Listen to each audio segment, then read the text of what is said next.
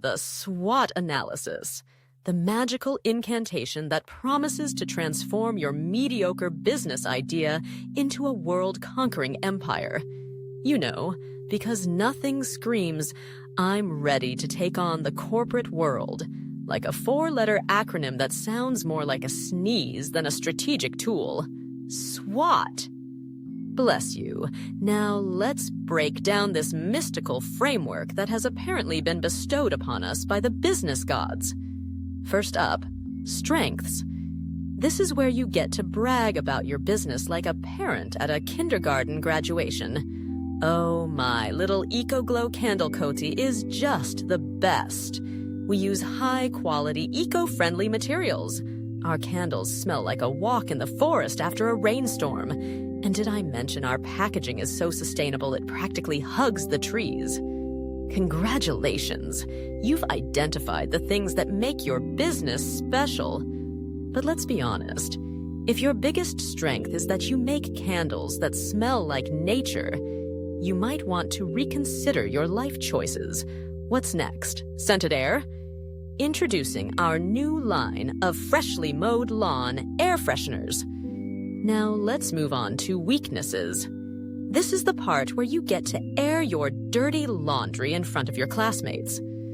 Well, we have a limited budget for marketing, and we don't really know what we're doing in e-commerce.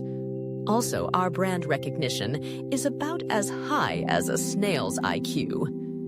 Ah yes, the classic "we're just starting out" excuse. It's like saying, "I'm not bad at cooking, I just haven't set the kitchen on fire yet." But don't worry, we all have weaknesses. Mine is that I can't resist a good donut, but at least I'm not trying to sell them while claiming to be on a diet. Let's talk about opportunities. This is where you get to dream big and pretend the world is your oyster. There's a growing consumer demand for sustainable products. We could partner with eco-friendly stores. We could even expand into online services. Oh, the possibilities. It's like planning your future based on lottery winnings. Sure, there's a chance you could win big, but let's not forget that the odds are stacked against you. Just remember, every opportunity comes with its own set of challenges. Like trying to sell eco-friendly candles in a world that still thinks sustainable is just a fancy way of saying expensive. And finally, we arrive at threats. This is where you get to play the role of the doomsday prophet. New competitors are entering the market, changing customer preferences. The economic downturn is looming like a dark cloud over our heads. It's like watching a horror movie where you know the killer is hiding behind the door, and you're just waiting for the jump scare. But honestly, if you're in business, you should be more worried about the fact that your biggest threat might just be your own inability to adapt. If you can't pivot when the market shifts, you might as well be selling VHS tapes in the age of streaming. Now, let's integrate this SWOT analysis into your business plan. Because nothing says, "I'm serious about my candle business," like a well-organized document that outlines your strengths, weaknesses, opportunities, and threats.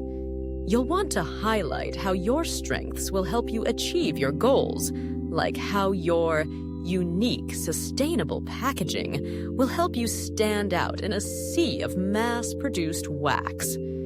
And don't forget to address your weaknesses. Maybe you can overcome your lack of marketing funds by relying solely on word of mouth, because nothing is more effective than asking your friends to spread the word about your overpriced candles. And then, of course, there's the part where you capitalize on opportunities. We'll position ourselves as a leading eco-friendly brand. Fantastic. Just make sure you don't trip over your own feet while trying to climb that ladder. And let's not forget the threats. You'll need to describe strategies to minimize their impact, like diversifying your supply chain, because nothing says "I'm ready for anything" like having multiple sources for your overpriced wax. Now, let's wrap it all up with a class activity. You'll break into small groups, each of you discussing your grand business ideas. And then, in a moment of pure irony, you'll conduct a SWOT analysis on your own ideas, only to realize that you're all in the same boat, paddling furiously but still going nowhere. And when it's time to present your findings, you'll share your key takeaways, which will probably sound suspiciously similar to everyone else's. Well, my strength is my passion, and my weakness is my lack of experience. Groundbreaking stuff, folks. By the end of this exercise, you'll be ready to incorporate a SWOT analysis into your business plan, which is essentially just a fancy way of saying you've learned how to overthink your entrepreneurial dreams. But hey, at least you'll have a well-rounded view of the internal and external factors affecting your business. And who knows? Maybe one day you'll be the proud owner of the next big eco-friendly candle empire, or you'll just end up with a garage full of unsold wax. Either way, you'll have that SWOT analysis to thank for your journey. Good luck, and may the odds be ever in your favor.